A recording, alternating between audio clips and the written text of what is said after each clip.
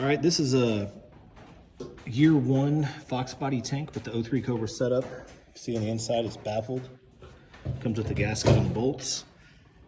This looks like the Fox tank vent. And that's the best part right there. It's got the Fox filler neck hole.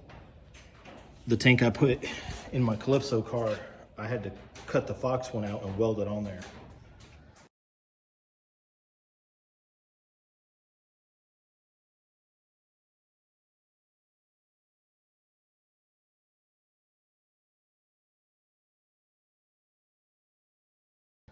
Yeah, everything looks real nice. Much better than a factory Fox replacement that like you get from LMR.